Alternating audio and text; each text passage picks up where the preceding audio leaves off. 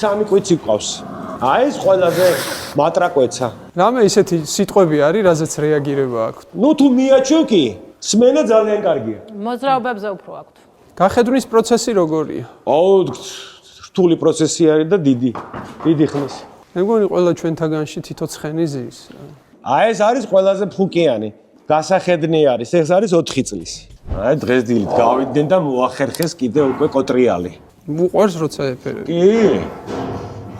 უნდა განსაკუთრებულ ადგილებში. აი აქ უყვართ როცა ეფერები აქ ვერ წვდება თვითონ რომ მოიფხანოს.